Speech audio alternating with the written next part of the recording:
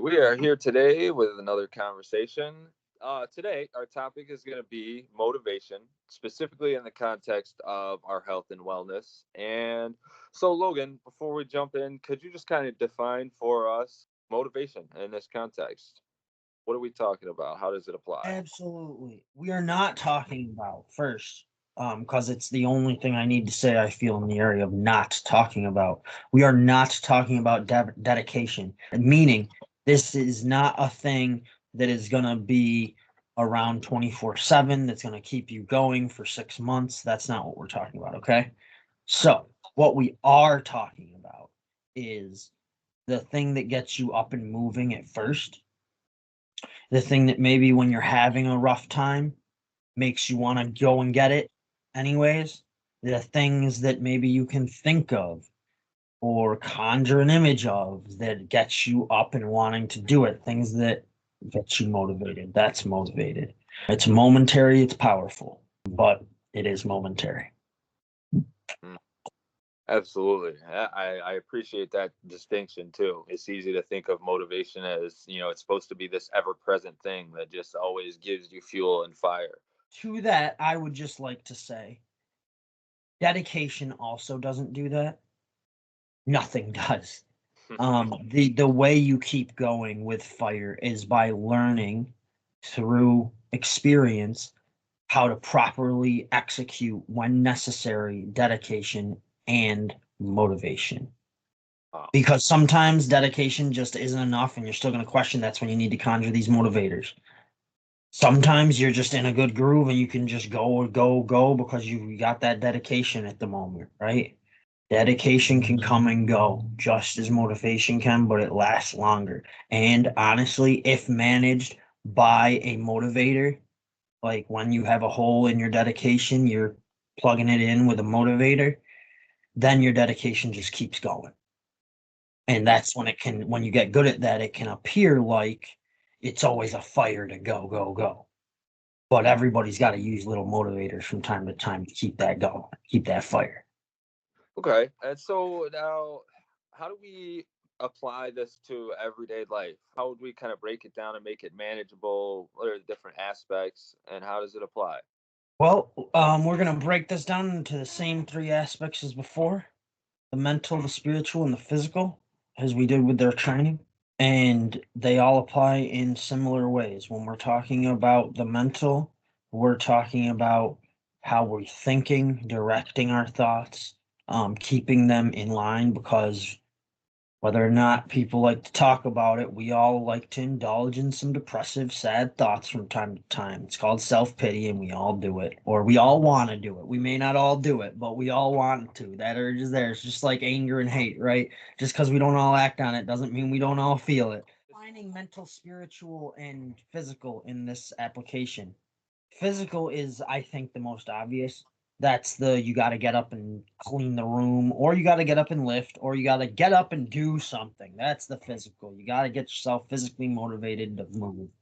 And spiritual, as far as motivation goes, I don't know if we can even address that. It's such a, I mean, motivation is such a individual thing, and spirituality is such an individual thing, that to try and talk about the two together, I mean, very individual, very personal. I feel like to properly address that with any person, I would want to sit down and have a one-on-one discussion with them. And at the same time, I'd be asking myself, if not them, what qualifies me to be here and do this for you? I'm happy to talk about the motivators for mental and physical in general, because I think there are certainly general things that apply there. Yeah, definitely. And even if you could kind of maybe define some specific examples of what that would look like, what would a physical motivator look like, at least for you? A good example from this past week, right? When we've been working together. We're on different schedules. So I work more of a really early morning and he works more of a late into the night. And like anybody, when I try to get up in the morning, sometimes you look, your alarm goes off. I'm like, fuck that alarm. Fuck that alarm. This last week, I've been able to turn over because you send me bullet points of what you did, and it's a motivator to be like, "Oh yeah, you got those done. All right." And then of course that helps to kick in the thoughts of like, "Okay, so I need to do this today. I can get that done today." So that is a physical motivator because all those make me want to get up and not just lay down my lazy ass in bed for an extra half hour. So that's an example of a physical motivator. Another one, using a totally different form of motivation.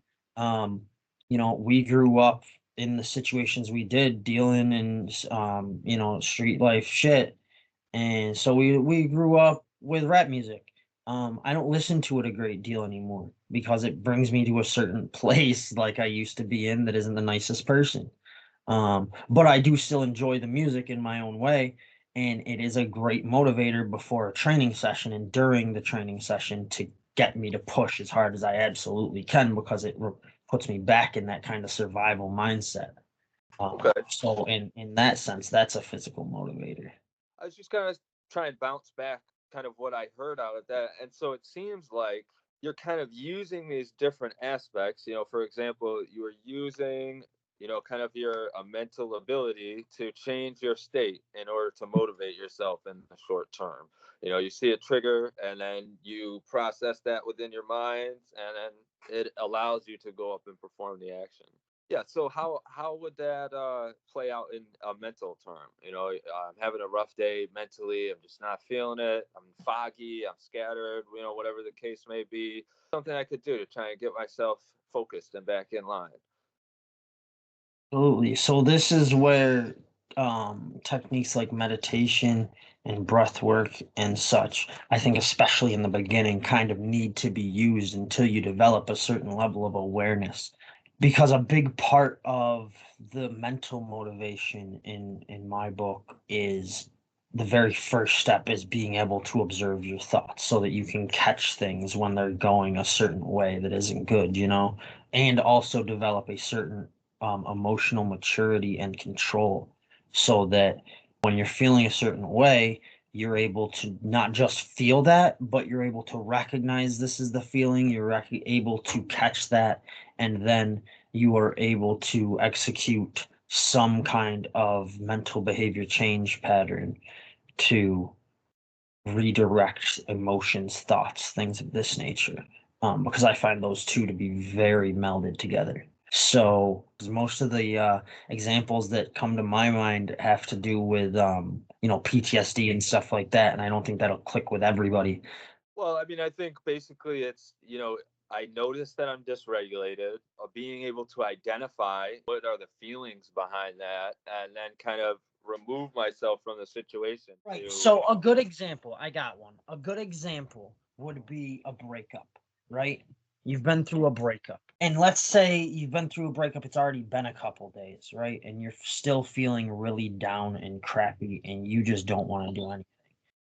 Now, I say a couple of days because along with this, and this is why I mentioned emotional maturity, is the ability to recognize that you also have to honor emotions and mental processes, right? You don't just want to switch them off or ignore them. You want to give them some time to integrate, but you also don't want to wallow. And this is where that line is where these come into play. So it's been a few days. You've already allowed the feelings to happen, processed what's gone on, all of this, right? Maybe it's time to start changing the songs you're listening to because I bet you've been listening to some sad love songs. Um, maybe it's time to, even if you're not feeling like it, reach out to somebody that you love, loves you, friend, family, whatever, whoever you're most comfortable with, and be like, yo, dude, can we just talk for a little while? Can we just come over and let's fucking watch something, man? I just can't be alone right now. I gotta fucking do something with somebody to try to pull me out of this funk, right? You put some effort into it. It's so that you can change your mental and emotional state intentionally because you are able to recognize, yes, I'm in this emotional state. Yes, it comes from, in this case, yes, it comes from a valid place. So I'm going to give it some time. But now it's been some time. Now it's time to get up, move on, keep going. Yeah, and I appreciate the way you pointed that out. You know what I mean? Giving yourself time to feel that emotion, taking the time to cry it out. Throw on breakup mix 97, and but then also realizing, okay, it's time. This isn't the end of the world. I can kind of push down, or not push down, but I can kind of let these feelings go now. It's time to move on and direct forward.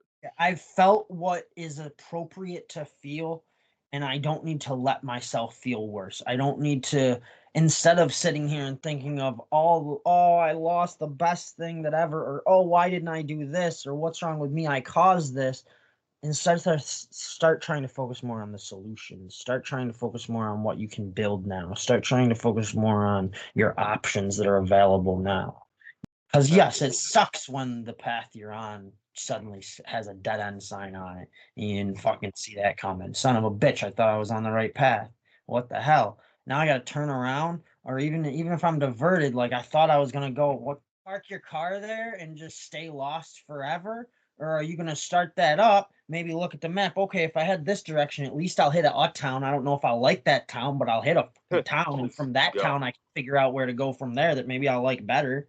Yeah, and I think that kind of leads into an important point. Sometimes, even I catch myself doing this. I think of motivation as a person, or this thing, and I think, especially in that context of kind of relationships, also kind of identifying, where is my motivation coming from? Am I motivated by this person that could be temporary, or am I motivating myself with something deeper to my core? Absolutely. Well, and a part of that, I think, is at least when you're talking about it in terms of relationships, is like, what does this person motivate me towards what I want to be motivated towards? That's a good way in general, not just in like romantic relationships, but in any kind of relationship where you're around another person regularly. You might want to consider, like, do they motivate me to be a better version of me, or are they motivating me to be a shittier version of me? That's a pretty good measure in general of who you should be spending your time around. Absolutely. That is a deep one right there, sir. Is there anything else you'd like to say as we wrap up? I hope that everybody can take some time to give all of this a chance. This is the kind of stuff that takes a lot of effort to really put into effective practice. So you might not feel like it's doing anything for up to a month, and you gotta really, and that makes it unappealing to a lot of people. But I hope some people out there give it a chance.